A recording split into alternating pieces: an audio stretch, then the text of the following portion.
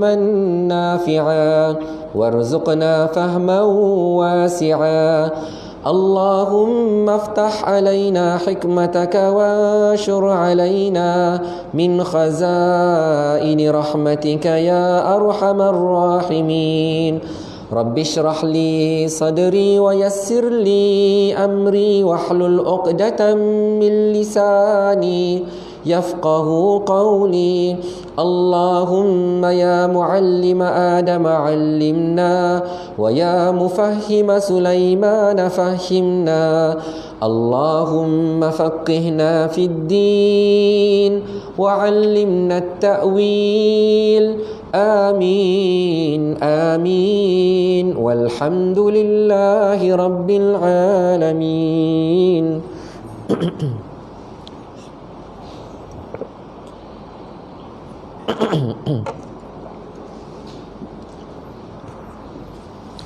Alhamdulillah wassalatu wassalamu ala Rasulillah. Tuan-tuan dan puan-puan yang dirahmati Allah Subhanahu wa taala. Pertama sekali marilah sama-sama kita panjatkan kesyukuran kepada Allah Subhanahu wa taala. Kerana pada malam ini alhamdulillah syukur pada Allah. Allah panjangkan lagi umur kita. Allah berikan kesihatan yang baik kepada kita. Allah kurniakan taufik dan hidayah kepada kita. Bahkan Allah bukakan hati kita dan Allah lapangkan masa kita hingga sama-sama dapat kita datang ke rumah Allah Subhanahu wa taala pada malam ini. Alhamdulillah, sama-sama dapat kita dirikan solat fardu maghrib secara berjemaah. Alhamdulillah, dan syukur pada Allah Subhanahu wa taala sama-sama dapat beriktikaf kita di rumah Allah pada malam ni. Dan kita syukur lagi kerana Allah Subhanahu wa taala luangkan masa kita hingga sama-sama dapat kita berada di dalam majlis ilmu di mana kita akan sambung lagi pengajian tafsir Al-Quran pada malam ni, sambungan daripada surah Al-Lail insya-Allah. Mudah-mudahan diberkati Allah Subhanahu wa taala. Jadi insya-Allah untuk mukaddimah saya akan bacakan surah Al-Lail bermula daripada ayat pertama hinggalah ayat yang ke-21 insya-Allah. Dan siapa-siapa yang ada mushaf ataupun yang ada telefon yang boleh melihat surah ini, boleh tengok dalam Al-Quran muka surat yang ke-595 insya-Allah. Kita bacakan surah Al-Lail, surah yang ke-92 mengikut susunan mushaf. Terdapat 21 ayat sahaja di dalamnya ya. Jadi dia daripada muka surat yang ke-595 dan 596 insya-Allah. A'udzu billahi minasy syaithanir rajim. Bismillahirrahmanirrahim. Wal laili idza yaghsha والنهار إذا تجلى وما خلق الذكر والأنثى إن سعيكم لشتى فأما من أعطى واتقى وصدق بالحسنى فسنيسره لليسرى وأما من بخل واستغنى وكذب بالحسنى فسنيسره للعسرى وما يغني عنه ماله إذا تردى إن علينا للهدى وإن لنا للآخرة والأولى فأنذرتكم نارا تلظى لا يصلاها إلا الأشقى الذي كذب وتولى وسيجنبها الأتقى الذي يؤتي ماله يتزكى وما لأحد عنده من نعمة تجزى إلا ابتغاء وجه ربه الأعلى ولسوف يرضى. Sadaqallahul azim. Tuan-tuan dan puan-puan dirahmati Allah, demikianlah surah Al-Lail ayat pertama hinggalah ayat yang ke-21. Dan tuan-tuan dan puan-puan dirahmati Allah Subhanahu wa taala, sebagaimana kita maklum bahawa surah Al-Lail kedudukannya adalah sebelum surah Ad-Duha. Dan kita dah bicarakan bahawa daripada suratul Duha sehinggalah suratul Nas dipanggil sebagai surah-surah lazim. Tapi surah Al-Lail tak termasuk. Walau bagaimanapun tuan-tuan dan puan-puan dirahmati Allah, isi kandungannya yang harus kita lazimi. Jadi pada malam ni tuan-tuan dan puan-puan dirahmati Allah, kita akan bicarakan tentang satu perkara di mana Allah Subhanahu wa taala bicarakan kepada kita tentang siapakah mereka yang Allah Subhanahu wa taala akan campakkan mereka dalam neraka. Siapa dia penghuni-penghuni neraka? Kalau kita ikutkan kenapa Allah Subhanahu wa taala ceritakan neraka kepada kita dalam Al-Quran, memang harus tuan-tuan dan puan-puan yang dirahmati Allah agar kita menjauhinya, agar kita tidak lakukan amalan-amalan penghuni neraka. Kalau ada di dalam diri kita, maka kita kena jauhkan. Kalau ada dalam diri kita, maka kita kena tinggalkan. Maka itu yang pertama. Yang kedua tuan-tuan dan puan-puan dirahmati Allah, setelah Allah dah bicarakan siapa penghuni neraka, Allah bicarakan pula siapakah yang akan dijauhkan daripada neraka dan masuk ke dalam syurga Allah Subhanahu wa taala. Kenapa harus kita tahu? Kenapa harus kita kenal mereka? Supaya kita contohi mereka tuan-tuan dan puan-puan yang dirahmati Allah. Supaya siapa yang Allah Subhanahu wa taala sebutkan sebagai penghuni syurga itu adalah kita sebenarnya. Ya Allah sedang sebutkan kita orangnya. Jadi kita kena usaha untuk melakukannya sungguh-sungguh. Kemudian yang terakhir tuan-tuan dan puan-puan dirahmati Allah, disebutkan juga apakah balasan bagi orang-orang yang melakukan ketaatan kepada Allah dalam keadaan mereka ikhlas kerana Allah Subhanahu wa taala, ya. Jadi tuan-tuan dan puan-puan dirahmati Allah, saya mulakan daripada ayat yang ke-14. Saya bacakan terjemahan ayat ke-14 hinggalah ayat ke-21. Fa'anzartukum naran talazza, maka kami memperingatkan kamu tentang neraka yang menyala-nyala. La yaslaha illa al-ashqa, tidak akan masuk ke dalamnya kecuali orang-orang yang malang. Kalau dalam terjemahan disebutkan orang yang paling celaka. Siapakah mereka yang celaka itu? Allazi kadzdzaba wa tawalla, mereka adalah orang-orang yang mendustakan dan yang berpaling daripada iman kepada Allah. Wasayujannabuhal atqa, dan kelak akan dijauhkan orang-orang yang paling bertakwa daripada neraka. Siapakah mereka itu? Allazi yu'ti malahu yatazakka, iaitu orang-orang yang menafkahkan hartanya di jalan Allah untuk membersihkannya. Wa ma li ahadin indahu min ni'matin tujza, padahal tidak ada seorang pun memberikan sesuatu nikmat kepadanya yang harus dibalasnya. Illa batigha wajhi rabbihil a'la, tetapi dia memberi itu semata-mata kerana mencari keredaan Allah yang maha tinggi. Wala sawfa yarda, dan kelak dia benar-benar mendapat kepuasan atau keredaan. Jadi tuan-tuan dan puan-puan dirahmati Allah Subhanahu wa taala, kalau nak jawapan yang ringkas, kita tahu, ya, siapakah mereka yang akan masuk ke dalam neraka? Mereka adalah orang-orang yang mendustakan ayat-ayat Allah, mereka yang berpaling daripada ayat-ayat Allah Subhanahu wa taala. Tapi kita tengok dulu tuan-tuan dan puan-puan dirahmati Allah, apa yang disyarahkan para ulama tafsir. Salah seorang daripada mereka adalah Imam Ibnu Kathir rahimahullahu taala, insya-Allah. Yang pertama tuan-tuan dan puan-puan dirahmati Allah, Allah Subhanahu wa taala yang Maha Pengasih, yang Maha Penyayang. Allah sebutkan fa'anzartukum, aku ingatkan kamu. Ini penting sekali tuan-tuan dan puan-puan dirahmati Allah. Sifat orang yang menyayangi itu dia memang saling mengingati. Yang paling mudah tuan-tuan dan puan-puan dirahmati Allah, kita nak tengok orang yang sayang kita siapa? Ibu ayah kita. Dia pesan pada kita, hati-hati nanti bawa kereta. Maksudnya apa? Hati-hati di jalan raya. Kenapa? Kerana boleh jadi di jalan raya tu ada bahayanya. Jadi kata jangan bawa motor laju-laju, jangan ini, jangan itu. Kerana apa dia pesan kita? Kerana sayang pada kita. Ya, kalau anak-anak yang masih kecil tu jangan main kat luar-luar tu.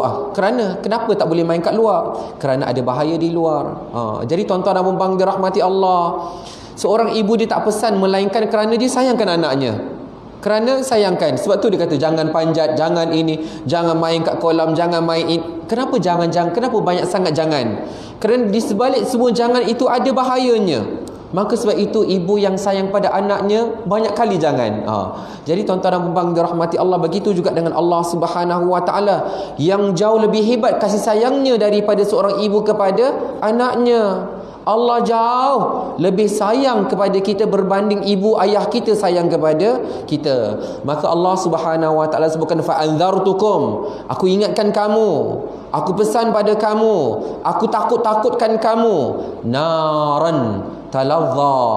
Allah Subhanahu Wa Taala takutkan kita dengan api yang menyala-nyala. Sebab itu Rasulullah sallallahu alaihi wasallam dia buat apa yang Allah Subhanahu Wa Taala ajarkan, hingga di atas mimbar baginda sallallahu alaihi wasallam mengulangi, anzartukumun nar, aku takutkan kamu tentang neraka. Kerana apa tuan-tuan dan puan-puan dirahmati Allah? Kerana Rasulullah sallallahu alaihi wasallam adalah orang yang paling arif, orang yang paling tahu tentang kedahsyatan neraka Allah Subhanahu Wa Taala. Jadi baginda sallallahu alaihi wasallam yang dah tahu tentang kedahsyatan neraka, baginda ingatkan kita, jangan kamu lakukan perkara yang dilarang oleh Allah sehingga menyebabkan kamu tercampak ke dalam neraka Allah Subhanahu Wa Taala. Jadi tuan-tuan dan puan-puan dirahmati Allah, ya, bila kita ada orang yang nakut-nakutkan kita, bila mana ada orang yang tegur kita, bila mana ada orang yang nasihatkan kita, ingatlah bahawa dia sedang menyayangi kita. Dia sedang cuba menyelamatkan kita. Bukanlah peranan manusia menyelamatkan orang lain daripada api neraka. Ya, kita tak boleh nak selamatkan, kita tak boleh nak keluarkan, tetapi kita boleh ingatkan mereka. Ingatkan mereka, pesan pada mereka supaya taat perintah Allah, jauhi larangan Allah Subhanahu Wa Taala, ya. Jadi tuan-tuan dan puan-puan dirahmati Allah Subhanahu Wa Taala, di antara contoh Rasulullah sallallahu alaihi wasallam ingatkan kita dan takutkan kita adalah sebuah hadis di mana Rasulullah sallallahu alaihi wasallam bersabda, inna ahwana ahlin nari azaban yaumal qiyamah rajulun tuda'u fi akhmasi qadamaihi jamratan yaghli minha dimaghuhu.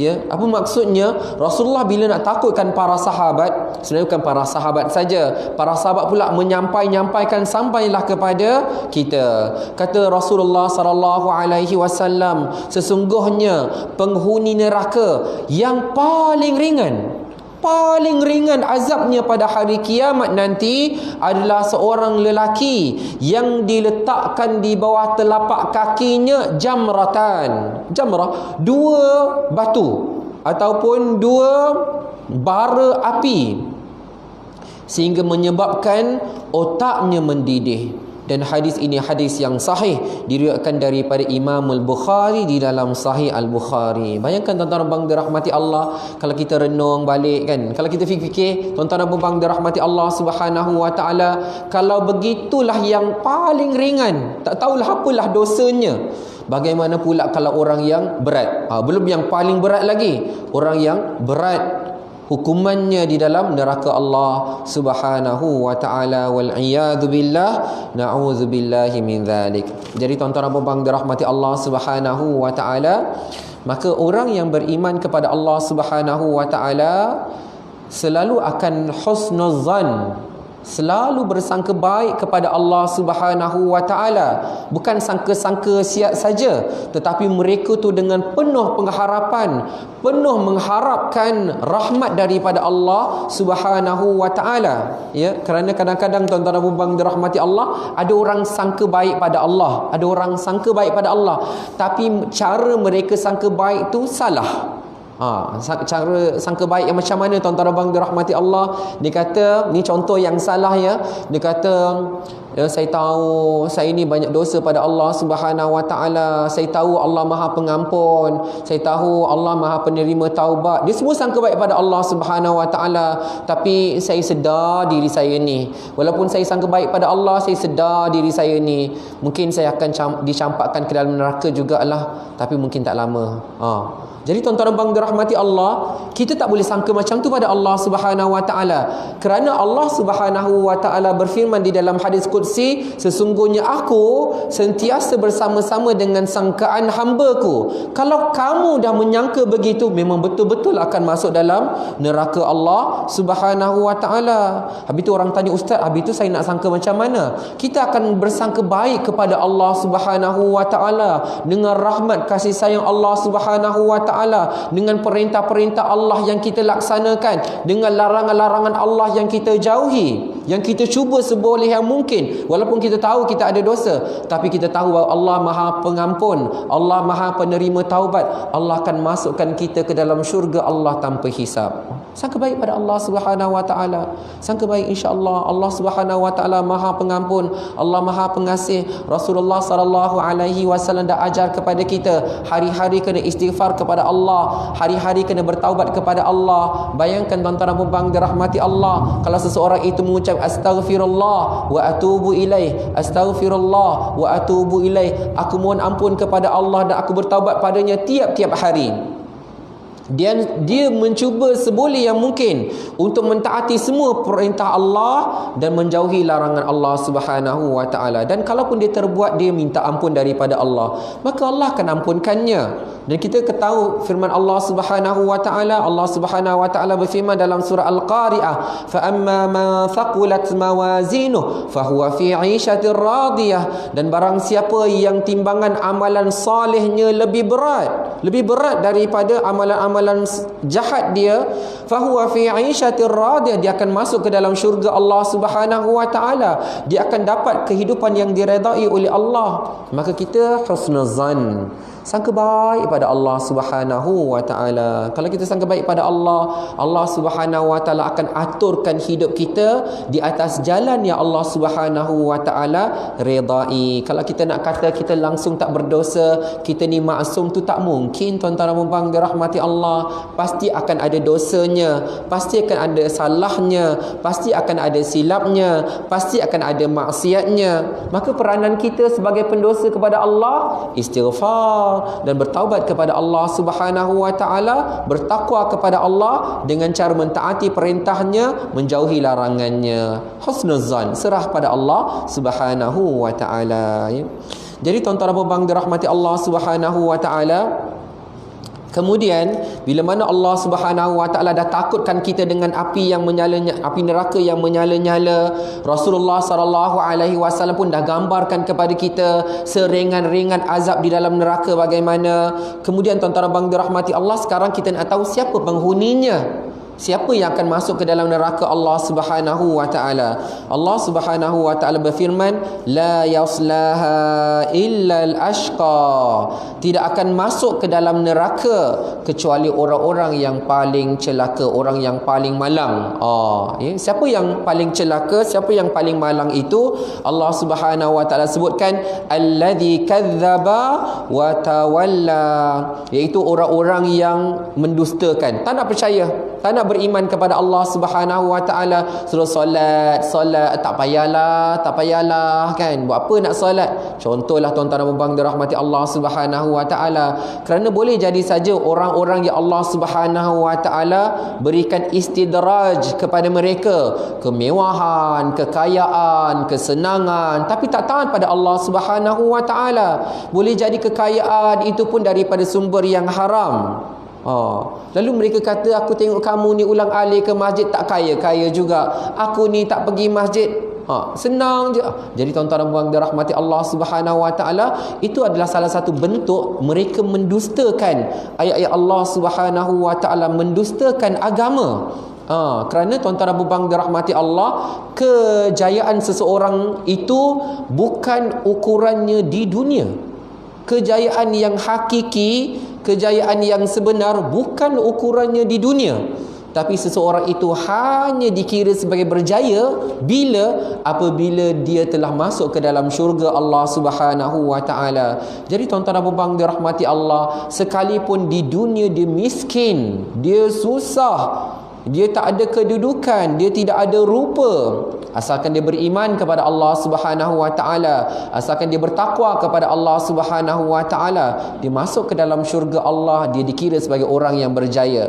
Berapa ramai tuan-tuan dan puan dirahmati Allah Subhanahu Wa Taala, orang-orang yang tidak dikenali di bumi tapi dikenali oleh penghuni-penghuni di langit. Sebagaimana Rasulullah sallallahu alaihi wasallam pernah ingatkan kepada Sayyidina Umar bin Al-Khattab radhiyallahu anhu tentang seorang pemuda yang namanya Uwais Al-Qarani. Bila mana kamu berjumpa dengan dia, kamu minta kepada dia, berdoa kepada Allah Subhanahu Wa Taala agar Allah ampunkan dosa-dosa kamu, wahai Umar. Bayangkan tuan-tuan dan puan dirahmati Allah, Rasulullah tak pernah jumpa dia. Tuan-tuan dan puan dirahmati Allah, Rasulullah tak pernah jumpa dia.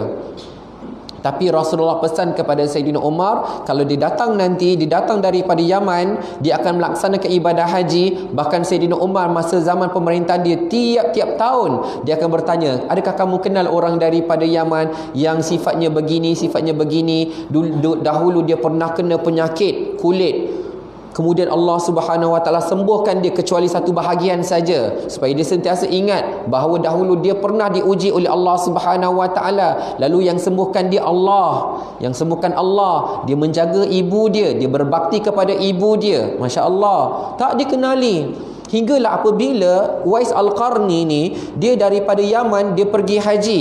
Apabila dia dah pergi ke haji, kemudian dia pergi pula ke Iraq. Hingga dia tanya, Sayyidina Umar tanya kepada gubernur di Iraq, kamu pernah dengar tentang seorang nama Uwais Al-Qarni? Pernah dengar. Dia siapa? Dia orang biasa-biasa saja, tak ada apa-apa, tak ada pangkat, tak ada harta, tak ada apa-apa. Oh, masya-Allah. Tapi dikenali oleh Rasulullah sallallahu alaihi wasallam, ya. Jadi jangan sekali-kali mendustakan agama yang Allah Subhanahu Wa Taala telah anugerahkan kepada kita, agama Islam. Jangan dustakan Al-Quran, jangan dustakan hadis Rasulullah sallallahu alaihi wasallam, ya. Jangan dustakan kata-kata para ulama yang mensyarahkan Al-Quran dan hadis Rasulullah sallallahu alaihi wasallam dengan cara yang benar.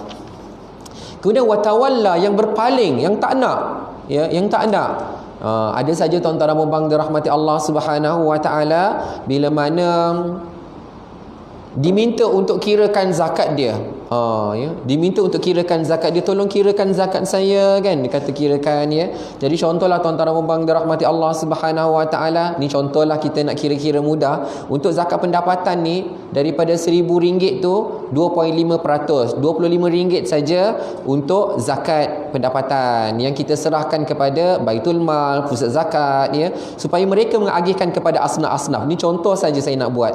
Kemudian kalau gaji dia RM2,000, maksudnya RM50. Kalau gaji dia RM3,000, RM75. Kalau gaji RM4,000, RM100. Kita buat contohlah tuan-tuan dan puan dirahmati Allah, gaji seorang tu RM4,000. Kemudian bila dia dah cukup setahun, dah cukup haul, dah setahun dah, maka dia pun pergilah pusat zakat. Ni contoh saja, ya. Dia kata, gaji encik berapa? Gaji saya sebulan RM4,000. Oh, kalau begitu sebulan RM100, kemudian setahun ni darat dengan 12, jumlahnya RM1,200. Banyaknya RM1,200 ni, tak boleh kurang sikit ke? Tak boleh diskaun ke? Jadi tuan-tuan dan puan dirahmati Allah, ni banyak sangat ni. Kata, kata saya kena apa? Income tax pun tak mahal macam ni. Contohlah dia kata macam tu, kan. Jadi tuan-tuan dan puan dirahmati Allah tak nak. Sedangkan tuan-tuan dan puan dirahmati Allah, dia kena ingat, ya, dia kena ingat yang RM4,000 yang dia dapat tu, dia kena keluarkan RM100 saja. Lagi RM3,900 semua dia punya. Semua Allah bagi. Allah bagi 4,000. Dia kena keluarkan 100. Lagi 3,900. Dia nak buat apa, buatlah. Yang halal lah.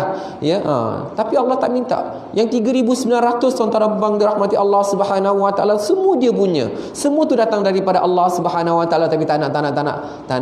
Contohlah tuan-tuan abang dirahmati Allah, tak boleh ingkar. Tak boleh ingkar. Tak boleh berpaling daripada perintah Allah Subhanahu Wa Taala. Ya. Jadi tuan-tuan abang dirahmati Allah, kemudian Allah Subhanahu Wa Taala menyebutkan ya, dengan Rasulullah sallallahu alaihi wasallam perincikan lagi siapa sebenarnya yang mereka tu akan dimasukkan ke dalam neraka Allah Subhanahu Wa Taala. Dalam riwayat Musnad Imam Ahmad daripada seorang sahabat Abu Hurairah radhiyallahu anhu, dia berkata bahawa Rasulullah sallallahu alaihi wasallam bersabda, kullu ummati yadkhulul jannata yaumal qiyamati illa man aba.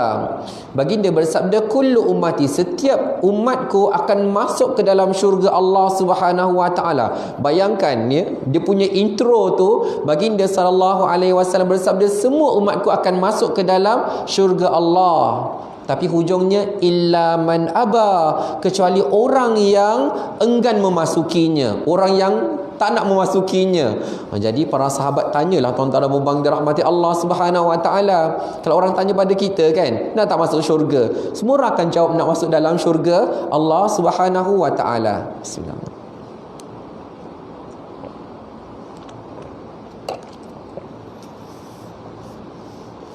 Takkan ada orang yang kata, oh saya tak nak masuk syurga. Tak. Semua orang akan nak masuk ke dalam syurga Allah Subhanahu Wa Taala.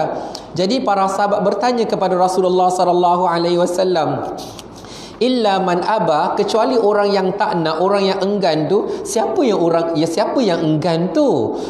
Dah tentulah semua orang nak masuk ke dalam syurga Allah Subhanahu Wa Taala. Lalu baginda sallallahu alaihi wasallam jawab mudah saja. Sangat-sangat jelas tuan-tuan dan puan-puan dirahmati Allah. Jawapan baginda sallallahu alaihi wasallam adalah man ata'ani dakhalal jannah. Settle. Siapa ikut aku, siapa taati aku, dakhalal jannah, masuk syurga Allah Subhanahu Wa Taala. Itu yang dimaksudkan kullu ummati yadkhulul jannata yaumal qiyamah. Semua umat aku akan masuk ke dalam syurga Allah Subhanahu Wa Taala pada hari kiamat nanti.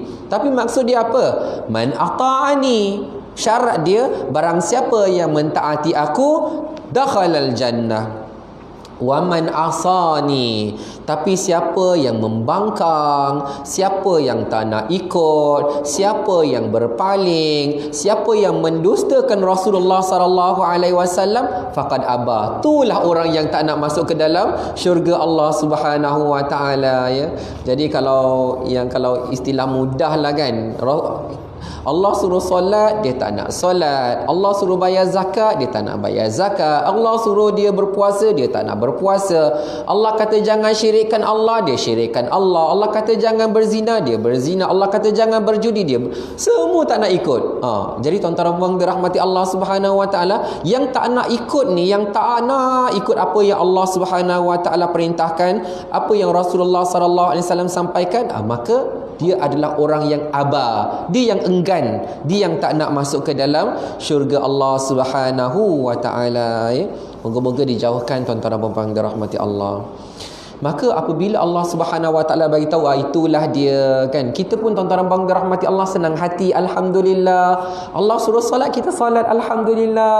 Allah suruh infak harta kita, kita infakkan, kita sedekah, kita bayar zakat, alhamdulillah. Kita bagi makan pada orang lain, kita jamu makan minum pada orang lain, masya-Allah. Semua amalan-amalan penghuni syurga kita lakukan, masya-Allah. Syukur pada Allah Subhanahu Wa Taala. Allah dah letakkan kita dalam satu track, dalam satu jalan, iaitu man ata'ani dakhalal jannah. Ya, siapa yang mentaati aku, dia masuk dalam syurga Allah Subhanahu Wa Taala. Yang suruh kita datang ke rumah Allah siapa?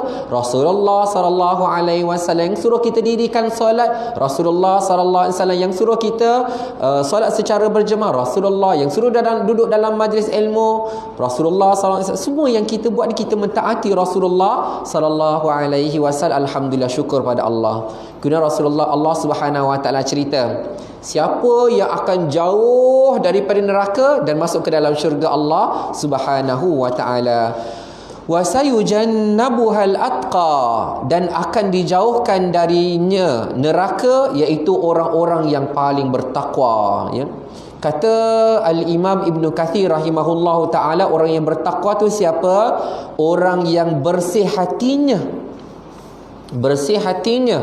Dan yang paling bertakwa adalah orang yang akan dihindarkan daripada neraka Allah Subhanahu wa ta'ala, ya.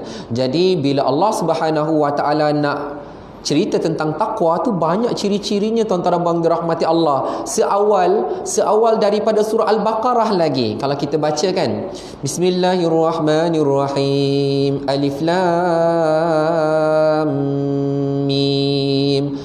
Dzalikal kitabu la raiba fihi hudal lil muttaqin. Muttaqin tu siapa? Siapa orang yang bertakwa? Alladzina yu'minuna bil ghaibi wa yuqimunas salata wa mimma razaqnahum yunfiqun. Awal-awal lagi dalam surah Al-Baqarah Allah dah bagi tahu orang yang bertakwa tu orang yang beriman kepada perkara ghaib. Alhamdulillah, Allah bagi kekuatan kepada kita, Allah bagi hidayah pada kita, kita boleh beriman kepada perkara yang gaib. Kita bila datang solat nampak pahalanya ke? Tak nampak, tuan-tuan dan puan dirahmati Allah. Habis tu kita buat juga ke? Buat juga, tuan-tuan dan puan dirahmati Allah. Orang yang mentaati Allah, mentaati Rasul, ganjarannya syurga. Kita dah nampak ke syurganya? Belum, tuan-tuan dan puan dirahmati Allah. Tapi kita buat juga. Maksudnya apa? Kita beriman kepada perkara yang gaib. Wa yuqimunas salah, dan mereka dirikan salat. Wa mimma razaqnahum yunfiqun, dan mereka menginfakkan sebahagian daripada harta yang Allah berikan kepada mereka. Oh, masya-Allah, itu dalam surah Al-Baqarah. Tapi yang dalam surah ini Allah Subhanahu wa taala ceritakan dengan lebih terperinci. Siapa dia yang Allah nak masukkan, yang mereka tu jauh daripada neraka dan mereka masuk dalam syurga Allah Subhanahu wa taala. Allah sebutkan alladhi yu'ti malahu yatazakka.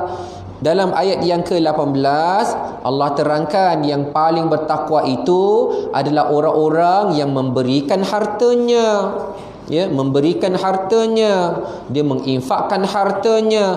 Banyak cara, tuan-tuan dan puan-puan dirahmati Allah, sama ada daripada sudut sedekah ataupun zakat ataupun hadiah ataupun wakaf. Macam-macam, tuan-tuan dan puan dirahmati Allah. Yang penting dikeluarkan daripada harta dia demi kebaikan orang lain. Boleh jadi, tuan-tuan dan puan dirahmati Allah, dia beri dalam bentuk makanan. Bagi beras, bagi minyak, bagi telur, bagi tepung, bagi susu, walaupun yang asas-asas saja. Mungkin bagi kita asas-asas saja, bagi mereka ni mewah, tuan-tuan dan dirahmati Allah, kan. Bagi mereka alhamdulillah ada orang nak bagi, masya-Allah. Jadi tuan-tuan dan dirahmati Allah Subhanahu wa taala, selalu kena ingat bahawa Allah Subhanahu wa taala bagi tahu dalam surah Al-Insan, memberi makan, menjamu orang miskin, anak-anak yatim, itu adalah amalan penghuni syurga Allah Subhanahu wa taala, ya. Jadi tuan-tuan dan puan dirahmati Allah, alladhi yu'ti malahu yatazakka, ya. Mereka menginfakkan hartanya di jalan Allah untuk membersihkan dirinya. Kata Al-Imam Ibn Kathir, maksud ayat ini adalah dia membelanjakan hartanya dalam ketaatan kepada Allah untuk membersihkan jiwa dan hartanya serta agama dan dunia yang dianugerahkan oleh Allah kepadanya, ya. Jadi kadang-kadang tuan-tuan dan puan dirahmati Allah Subhanahu wa taala, ada saja orang-orang yang Allah berikan rezeki kepada mereka dalam apa-apa bentuk lah. Baru-baru ni tuan-tuan dan puan dirahmati Allah ni, seorang sahabat saya lah daripada Johor, dia ada sekolah tahfiz. Ada seorang hamba Allah Subhanahu wa taala, dia tak bagi duit. Dia tak bagi duit kepada sekolah tahfiz tu, tapi dia kata apa? Saya ada 4 ekar tanah kelapa sawit. Kelapa sawit, betul lah, kelapa sawit, tuan-tuan dan puan dirahmati Allah. Dia kata semua hasil masuk dalam sekolah tahfiz. Masya-Allah, tuan-tuan dan puan dirahmati. Dia pun tak tahu, saya tak tahu berapa hasil dia, apa untung terus masuk saja. Masuk, bagi terus kat sekolah tahfiz. Masya-Allah, tuan-tuan dan puan dirahmati Allah Subhanahu wa taala, kan? Ada orang yang dia ada tanah, kan, dia bagi tanahnya, binakan sekolah tahfiz. Masya-Allah, kan, tuan-tuan dan puan dirahmati Allah, ya. Jadi macam ni yang kita nak tengok, kan. Dia bagi harta dia ke jalan Allah Subhanahu wa taala, lalu dirinya bersih, ya, hartanya juga bersih. Maka tuan-tuan dan puan-puan dirahmati Allah Subhanahu wa taala, maka orang yang menginfakkan maka mereka akan jauh daripada neraka Allah Subhanahu wa taala.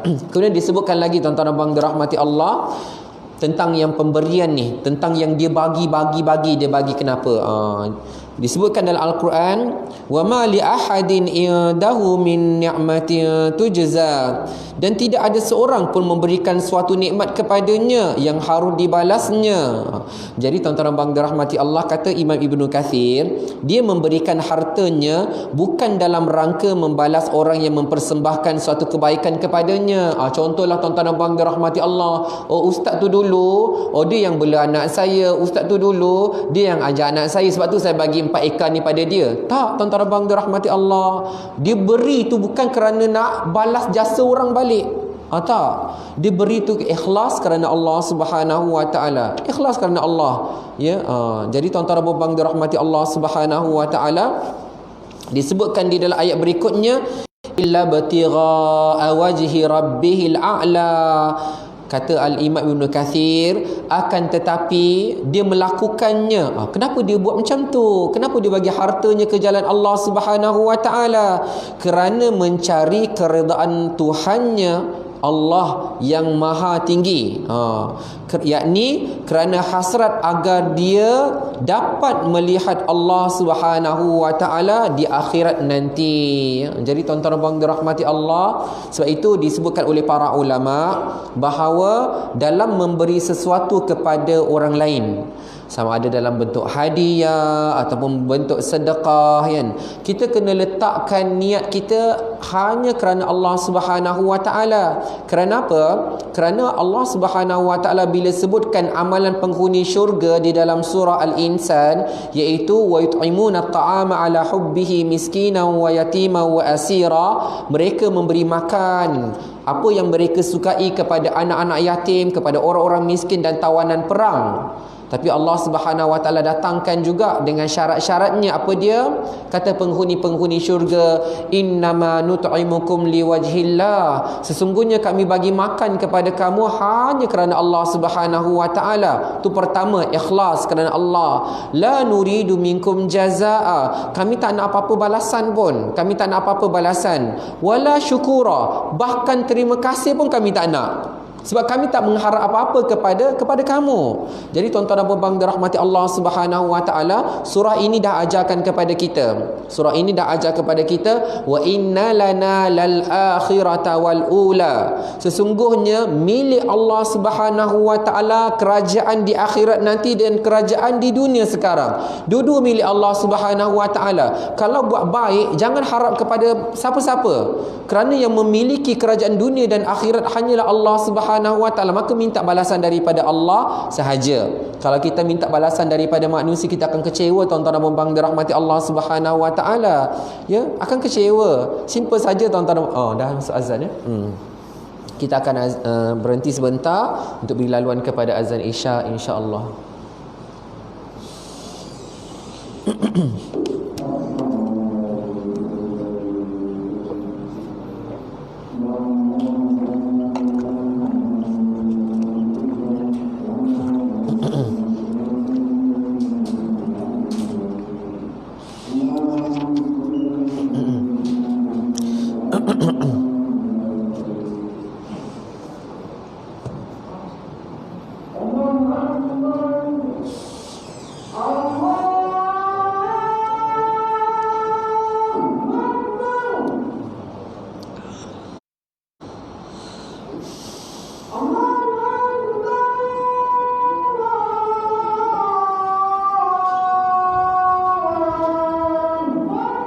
Allahu Akbar, Allah.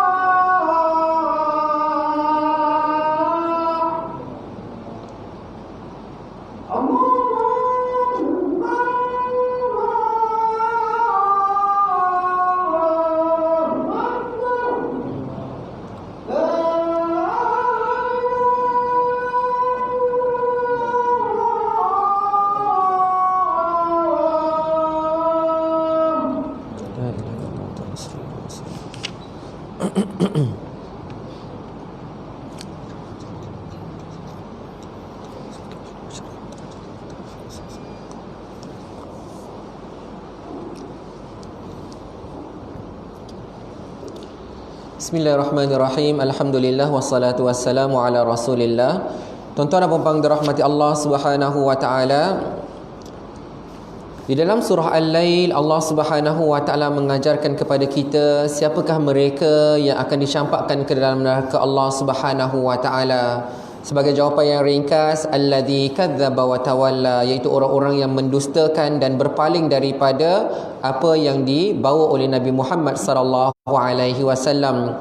Adapun orang-orang yang akan terselamat daripada neraka, bahkan mereka masuk ke dalam syurga Allah Subhanahu wa taala, adalah orang yang bertakwa kepada Allah Subhanahu wa taala, dan kita perlu mencontohi mereka. Dan Allah Subhanahu wa taala telah menyebutkan ciri-cirinya. Ciri-cirinya adalah allazi yu'ti malahu yatazakka wa ma li ahadin indahu min ni'matin tujza illa ibtigha'a wajhi rabbihil a'la. Ya, apa yang mereka lakukan adalah mereka menginfakkan harta mereka, ya, agar membersihkan diri mereka dan jiwa mereka. Mereka lakukannya, mereka menginfakkan hartanya bukan sebab nak balas siapa-siapa. Ya, dulu saya terhutang budi dengan dia, sekarang saya kena balas dia. Tak, tetapi dia lakukannya ikhlas kerana Allah Subhanahu wa taala. Jadi tuan-tuan dan puan dirahmati Allah, akhirnya disebutkan illa batigha wajhi rabbihil a'la. Dia tidak melakukan infak itu melainkan kerana Allah Subhanahu wa taala semata-mata. Bila dikatakan begitu, tuan-tuan dan puan dirahmati Allah, apa yang kita boleh belajar adalah setiap kali kita menghulurkan nafkah ataupun sedekah, dia senang tuan-tuan dan puan dirahmati Allah kalau kita sedekah di masjid, kan, kita dah tahu dah, kan, mungkin kita tak harapkan apa-apa. Sebab kalau kita sedekah dekat masjid, kita tak akan berharap apa masjid ni akan bagi saya. Tak, masjid tak bagi apa-apa, tuan-tuan dan puan dirahmati Allah Subhanahu wa taala, kan. Dia tak bagi secara personal kepada kita. Mungkin duit yang kita infakkan tu digunakan untuk majlis ilmu, digunakan untuk makan-makan dan sebagainya, tapi bukan personal untuk kita semula. Jadi kita tak ada intention lah apa-apa. Tapi cuma kadang-kadang tuan-tuan dan puan dirahmati Allah Subhanahu wa taala, bila mana kita bagi pada orang-orang miskin, contohnya bagi kepada orang-orang miskin, anak-anak yatim, kan, ya, kemudian kita ada harapan, kita berharap, ya, nanti kalau saya susah-susah ke, saya dah buat apa pun nak kena betulkan ke, saya nak kemar rumah ke, nanti jangan tak datang pula. Sekarang saya dah tolong kamu ni, saya dah bagi sedekah kat kamu. Tak boleh, tuan-tuan dan puan dirahmati Allah. Sehingga kan Aisyah radhiyallahu anha, apabila ada orang minta sedekah daripada dia, lalu dia berikan kurma kepada dia. Kemudian orang yang penerima tu terus berdoa kat pintu tu juga, terus berdoa kepada Allah untuk Aisyah. Aisyah terus cepat-cepat tutup pintu rumah dia, cepat-cepat terus tutup pintu. Kenapa, tuan-tuan dan puan dirahmati Allah? Orang pun bertanya kepada Aisyah, "Wahai Aisyah, kenapa kamu tak nak dengar doa dia? Boleh jadi saja doa dia mustajab, ya, ataupun kamu mengaminkan doa dia." Kata Aisyah radhiyallahu anha, aku tak nak bahawa sedekah aku dibalasi dengan doa.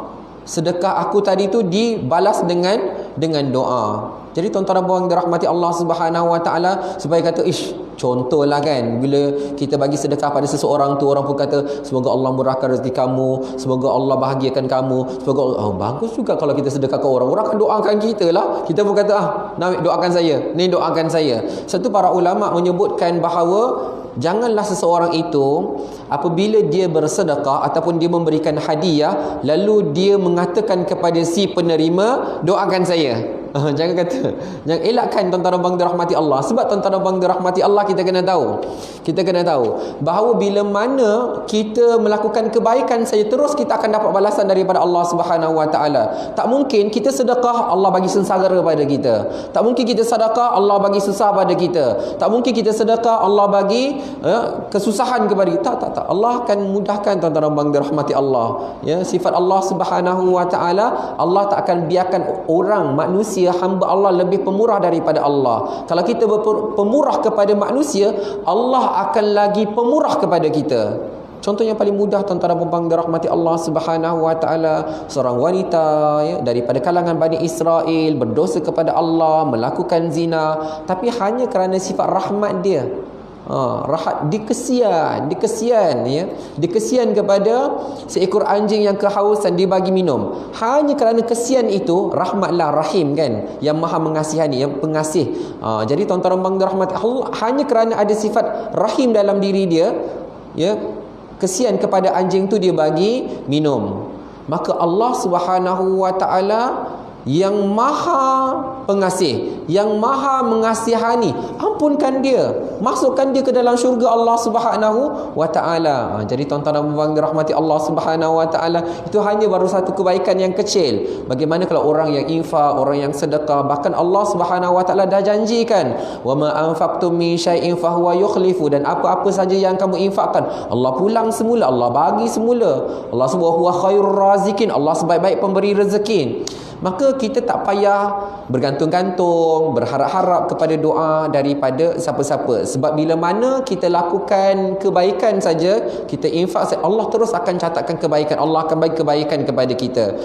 Cuma tuan-tuan dan puan dirahmati Allah ni, cuma bak kata pepatah kita kan, orang berbudi kita berbahasa, orang memberi kita merasa. Jadi bila orang dah buat baik, kita sebagai penerima, ada kebaikan, orang bagi makan, orang bagi, takkan kita tak ucapkan apa-apa. Walaupun dia sebagai pemberi tak berhak cakap terima kasih pada saya, balas saya balik, tak berhak. Tapi kita yang penerima ni bagaimana tuan-tuan dan puan dirahmati Allah? Orang dah berbuat pada kita dah merasa kebaikannya, takkan kita tak doakan dia? Itu tanggungjawab kita ya, bukan dia. Dia tak boleh suruh ya, dia bolehlah suruh, tapi sebenarnya itu bukan caranya. Tapi nak katakan kita yang dah menerima, kita yang makan ni, yang kita yang minum, kita yang dah sedap ni, takkan kita tak doakan orangnya. Kita berperan untuk doakan. Jadi kalau kita memberi apa-apa kepada orang lain, tak usahlah kita minta dia doakan, insya-Allah dia akan doakan. InsyaAllah dia akan doakan. Walaupun paling-paling ringkas, bagaimana Rasulullah SAW bersabda, kalau kamu tak boleh nak balas kebaikan seseorang itu, memadai kamu mengucapkan jazakallahu khaira pada dia, mudah-mudahan Allah bagi balasan baik kepada kamu tu. Jadi kita yang penerima ni, kalau kita tak boleh nak belanja dia balik, kalau kita tak boleh nak balas dia balik, jazakallahu khaira, kita ni yang penerima. Adapun yang pemberi itu jangan minta-minta ya, kerana Allah Subhanahu Wa Taala Maha Kaya ya, Allah Subhanahu Wa Taala Maha Kaya ya. Jadi tuan-tuan dan puan dirahmati Allah Subhanahu Wa Taala, kita buat contoh je lah kan, contohlah. Kadang-kadang hari ni kita belanja orang lain, belanja orang makan, belanja yang sedap-sedap, mahal-mahal tuan-tuan dan puan dirahmati Allah. Kita esok turn kamu pula akan belanja. Tiba-tiba dia belanja kita yang murah-murah saja tuan-tuan dan puan dirahmati Allah, pergi keropok ke kan, kau semalam kau dah belanja, hari ni aku belanja kau. Dia belanja yang murah-murah, kita kecewa tuan-tuan dan puan dirahmati Allah kan. Semalam aku habis beratus belanja korang semua, hari ni kau belanja aku yang 2-3 ringgit je. Kita akan kecewa. Kalau kita berharap kepada Allah Subhanahu Wa Taala, kita takkan kecewa. Macam itulah tuan-tuan dan puan dirahmati Allah Subhanahu Wa Taala. Akhirnya Allah Subhanahu Wa Taala sebutkan, kalau begitulah ciri-ciri kita memberi infak kerana Allah. Kita memberi infak tu bukan kerana nak balas jasa siapa-siapa. Kita memberinya hanya ikhlas kerana Allah Subhanahu Wa Taala. Wala saufa yarda, kata Allah, kelak orang yang macam ni dia akan reda, dia akan gembira pada hari akhirat nanti. Allah Subhanahu Wa Taala akan bagi setiap balasan kebaikan-kebaikan dia, Allah akan balas balik semua sekali. Maka tuan-tuan dan puan dirahmati Allah Subhanahu Wa Taala, sebagai para ulama katakan bahawa pada hari ini ramai yang manusia yang mencari-cari kebahagiaan, mencari-cari ketenangan. Sebenarnya itulah redha. Dia nak hidup dia boleh redha dengan apa saja. Dia boleh redha dengan apa saja. Jadi tuan-tuan dan puan dirahmati Allah, kadang-kadang dia mencari redaan ataupun kesenangan tu dengan kekayaan kan, kemewahan. Kadang-kadang tak macam tu tuan-tuan dan puan dirahmati Allah. Boleh jadi orang yang hidupnya sederhana-sederhana saja, makan pun yang biasa-biasa saja, tak makan yang mahal-mahal kat kedai, makan yang biasa-biasa saja, tapi kerana dia rasa syukur pada Allah, ini nikmat yang banyak Allah dah bagi pada saya, banyak Allah dah bagi pada saya. Maka tuan-tuan dan puan dirahmati Allah, walaupun sikit, walaupun dia tak kaya, walaupun dia sederhana, tapi hidup dia redha, hidup dia senang, hidup dia bahagia kerana dia mentaati apa yang Allah Subhanahu wa taala perintahkan. Jadi tuan-tuan dan puan dirahmati Allah, terjawablah persoalan kita apa yang terdapat dalam surah Al-Lail. Siapakah mereka yang akan dicampakkan ke dalam neraka Allah Subhanahu wa taala? Siapakah yang akan masuk ke dalam syurga Allah Subhanahu wa taala? Dan apakah amalan-amalan yang membuatkan penghuni syurga itu masuk ke dalam syurga Allah Subhanahu wa taala? Semuanya terdapat dalam surah Al-Lail. Mudah-mudahan kita boleh mengambil iktibar daripadanya. Mudah-mudahan kita boleh mencontohi apa yang diajarkan oleh Nabi Muhammad sallallahu alaihi wasallam. Maka yang baik itu datang daripada Allah Subhanahu wa taala, yang salah, yang silap daripada kelemahan diri saya sendiri. Saya mohon ampun daripada Allah dan saya mohon kemaafan daripada tuan-tuan dan puan-puan yang dirahmati Allah semua. Jadi terima kasih kepada semua yang hadir pada malam ni. Terima kasih kepada semua yang menonton secara live. Wa barakallahu fikum wa jazakumullahu khairan katsira. Kita akhiri kuliah kita dengan tasbih kafarah dan suratul Asr. Bismillahirrahmanirrahim. Wal 'asr innal insana lafi khusr illa alladhina amanu wa 'amilus salihat wa tawasaw bil haqqi wa tawasaw bis sabr. Subhanakallahumma wa bihamdika asyhadu an la ilaha illa anta astaghfiruka wa atubu ilaik. Bismillahirrahmanirrahim. Alhamdulillahi rabbil alamin. Wassalatu wassalamu ala asyrafil anbiya'i wal mursalin wa ala alihi wa sahbihi ajma'in. اللهم ارحمنا بالقرآن واجعله لنا إماما ونورا وهدى ورحمة. اللهم ذكرنا منه ما نسينا وعلمنا منه ما جهلنا وارزقنا تلاوته آناء الليل وأطراف النهار واجعله لنا حجة لنا يا رب العالمين والحمد لله رب العالمين. وبارك الله فيكم والسلام عليكم ورحمة الله وبركاته.